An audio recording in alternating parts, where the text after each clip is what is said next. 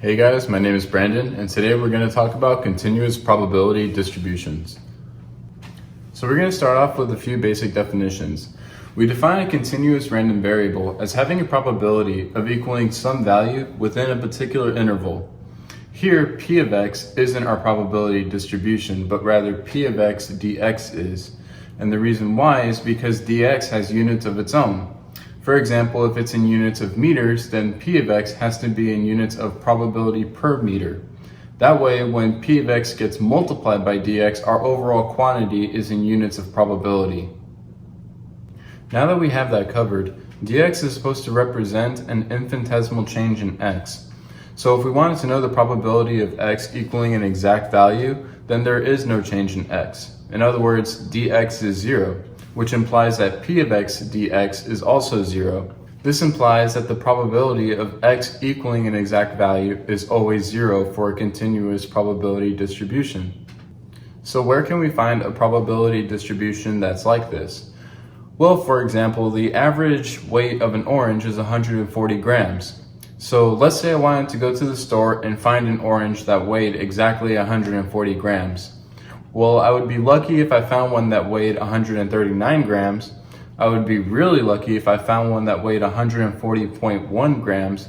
And I'd be extremely lucky if I found one that weighed 140.0000001 grams. But for me to find an orange that exactly weighs 140 grams is literally impossible. The summation of the masses of the protons, neutrons, and electrons that compose the particular atoms that create an orange would have to perfectly add up to 140 grams. And that's not even mentioning the fact that once air and people touch it, that alters the mass as well.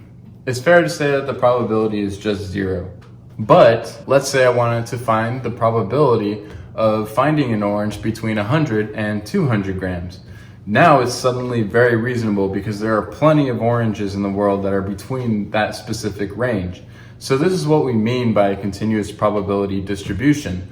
The probability of x equaling an exact value is always 0, but the probability of x being within a particular interval is non-zero.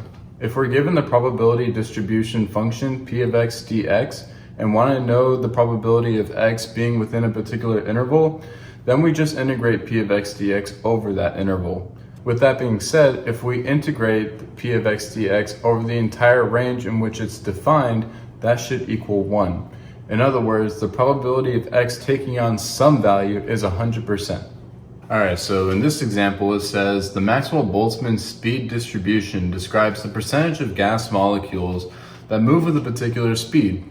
It's defined as f of v dv, which is equal to m divided by 2 kBt raised to the power of 3 over 2 multiplied by 4v squared divided by the square root of pi times exponential of negative mass times velocity squared divided by 2 kBt times dv. Wow, that's a lot of stuff. But most of it is just parameters. So we have mass, we have kBt, which is Boltzmann's constant times temperature, and we have velocity. So the reason why I wanted to bring this one up is because we're definitely going to be using it in later on videos. And when you look at this, I want you to basically understand that it's describing the percentage of gas molecules moving within a particular speed. So just as we were talking about the probability of x being within a particular interval, this equation describes the probability of a gas molecule moving with a particular velocity. So it's asking us what's the probability that an oxygen molecule will be traveling between 500 and 600 meters per second. I would recommend pausing the video now so you can have a minute to copy this down. The solution is going to be on the next slide. Alright, so all we do here is literally integrate from 500 to 600 because velocity in this case was our x. In other words, velocity was our independent variable. It's our continuous random variable. So unfortunately, this solution can be written out in terms of elementary functions. So what I had to do was write a code for it on MATLAB and run that code, and that's what's presented here. You can use this code in MATLAB and it should compile, and it will give you the answer of 0.1588. In other words, there's a 15.88% chance that an oxygen molecule will be traveling between a velocity of 500 and 600 meters per second at room temperature. So next we're going to look at finding the average of a function of those continuous random variables. And it's very easy. All you do is just stick whatever you want to find the average of inside the integram with the probability distribution and integrate over the entire region in which that probability distribution function is defined.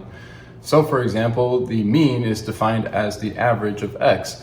So we stick x next to the probability distribution inside the integrand, and we integrate over the entire region in which that probability distribution function is defined, and that's how we define the mean.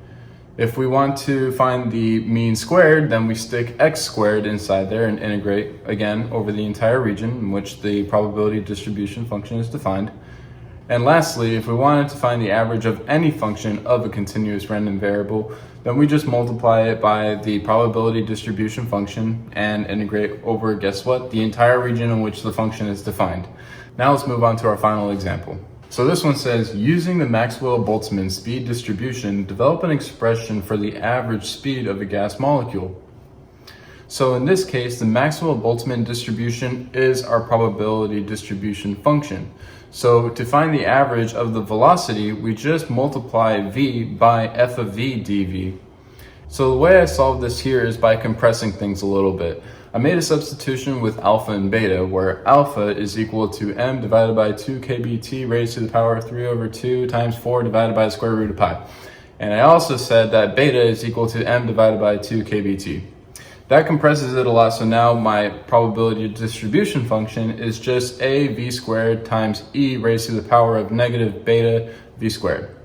And so when I evaluate this integral, I have to integrate over the entire region in which that function is defined.